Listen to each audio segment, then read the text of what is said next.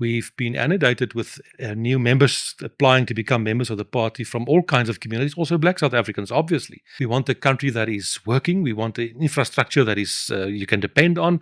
You want security. You want a job. You want a future for your children. And I think it's paying off. People are coming from different communities at the moment, joining the party, and we need to accommodate the different realities. But I think all the communities basically want the same kind of thing. We want a country. Guys, so the electoral landscape is really changing, especially in the favor of FF plus, right? The VF plus, right?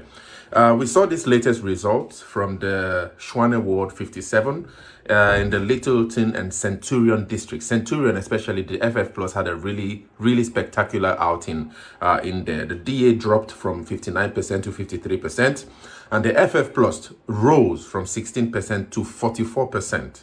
That was a really massive one, and it's been really encouraging the FF plus. And so I saw an article that actually speaks about how the FF plus seems to be attracting more voters, and that's what Corne Mulder is actually trying to explain to us in this video. If you listen to this really interesting conversation between Mike Sham and Corne Mulder, we see this really interesting analysis of Corne Mulder in trying to analyze the VF plus foreign policy, trying to analyze the VF plus diversity program, and how it is that many Black leaders are beginning to see and join the VF plus. This VF plus party, especially during the last campaigns, have been that party that both the MK and the EFF, which are actually bastions of, many Black voters, and also the ANC spoke a lot about the FF plus being, one of the heavy parties that were active during the apartheid regime and all that. But now we are seeing a lot of Black voters. The party seems to be attracting more Black voters in what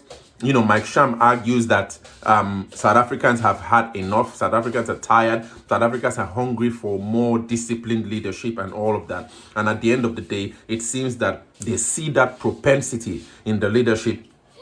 They see that propensity in the leadership of, the FF plus. I think some really interesting points he actually speaks about here is that, the rise of Dr. Pieter Groenewald, as president, as many people have been speaking about a lot on social media, is simply an outcry, right? It's simply an outcry for law and order in society. We see South Africa, Molete Mbeki argues that South Africa is at 40% unemployment rate. We see South Africa's deteriorating relationship with the United States. In fact, I saw today that the Israeli envoy to South Africa had been kicked out, and then the South African envoy to Israel has also been kicked out. So we see South Africa's relationship with, the USA and Israel, which are really heavy allies, continuously deteriorating. Corne Mulder usually explains that, in the GNU, the party in charge of foreign policy is still the ANC. And when the ANC speaks, in terms of foreign policy, it does not necessarily represent the other parties, but it's been designed that way that ANC controls foreign policy. And so that's where South Africa finds itself. But Corne Mulder is still arguing that many Black people, Black voters, are joining the FF plus almost like in droves. They're sick and tired of being sick and tired. They're tired of the leadership that has been going on, and that the FF plus is ready to occupy this gap that has actually been left by the division of the political spectrum. We see the ANC, FF, MK, EFF being, in a way, leftist, socialist, as it were, and the DA being liberal or practicing liberalism. The FF plus wants to now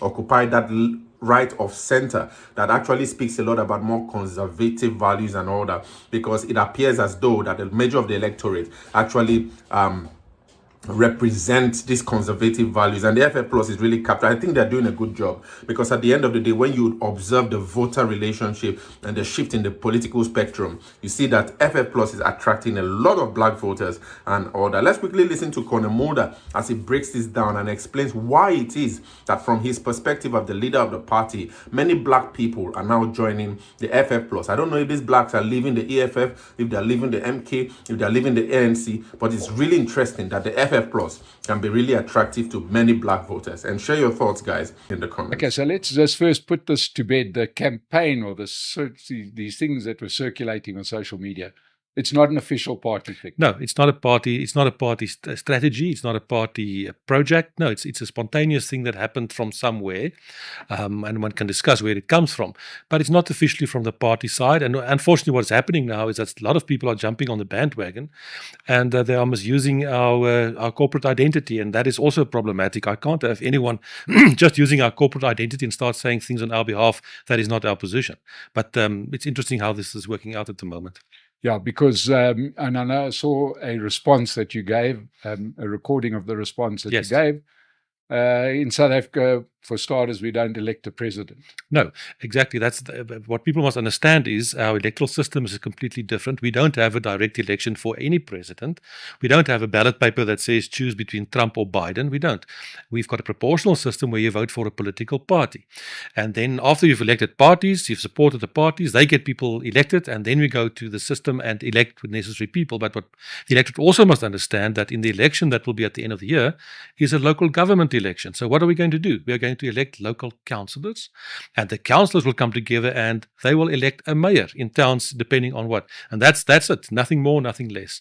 We'll see what happens in 2029, but we are not there at the moment. Yeah, because we do have a bottom-up electoral process. Exactly. Absolutely. Yeah. So now, okay, so the idea that you can say anybody for president, At the moment, in the end, if people feel strongly about what we are trying to put on the table, the best way to support that is you have to vote for the political party, and make the party strong so that we can have sufficient representatives, and then we can represent people. We can go into government and coalitions, or straight into government, and the time will tell. Yeah. Now, Corne, the thing that has captured some imagination, and quite understandably, is the fact that some of the policies, the reason that I suppose Minister Groenewald resonated, and we've had him on the show and it's time to get him back, is that he's done a great job in what he's doing. And the words that seem to come to mind there is kind of tough love approach.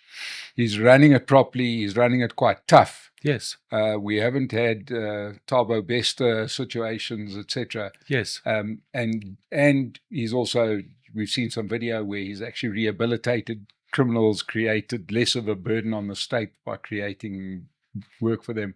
Yeah. So it's kind of where I'm going to with this is that this doesn't come out of the blue. No. It's the fact that Freedom Front Plus has delivered on something. Yes. When we decided to go into the Government of National Unity, our first approach was we are not going in there for positions, not at all. And we are not there for positions. We went in there because we want to achieve certain things. And we are evaluating whether we are achieving things in the broader perspective. Because you must understand, our traditional constituency are not in prison. That is not where they are. But it gives us the opportunity to demonstrate exactly as you point out. There are some parties that claim that only they can govern. Well, at the moment, let's put that on the table. Some of them are not being very successful in what they are doing in the executive.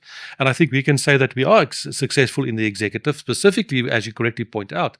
I think what the public expects of us is that kind of approach where you have discipline and where you have maybe tough love, but you start to make a difference in terms of, and people experience that. And that's, I think, what the electorate also would like to support. Yeah, because I think if there's no word that sums up South Africa better than gatvol. Absolutely. I think the electorate is completely fed up, which is the mild English version, but it's a bit stronger than that. Yeah. We're just sick and tired of being sick and tired. Correct. People are experiencing on a daily basis now, for many years, 25, 30 years, where things are just going one way and that's down. And they are desperate that some party comes along and say, but we can make a difference. And we really know it. We also have some expertise and we can make a difference in terms of turning things around. And I think people in South Africa are desperate for that kind of approach where we can steer South Africa in the right direction. Right. Now, the big thing to emerge from the let's call it the unofficial campaign, is the fact that a lot of black voters seem to be looking at the Freedom Front Plus with new eyes. Yes, that is definitely so. Even prior to the specific unofficial campaign, we've been inundated with new members applying to become members of the party from all kinds of communities, also black South Africans, obviously. And we've said all along, this is what the party stands for. This is what we would like to put on the table. I've been trying to project a vision that says South Africa can be a success once again. We can have strong economic growth. We can create jobs. We can have prosperity and security. We just need to use our votes and vote for parties that think that they can achieve this. And I think it's paying off. People are coming from different communities at the moment, joining the party. And I strongly make the point because I think you must understand when you join a party, the party's got a policy, it's got some principles and values. And I think people are coming spontaneously because they support that. Yeah. And but now, how does this dovetail with the traditional sort of ideology of the Freedom Front Plus, which was very heavily driven by minority rights?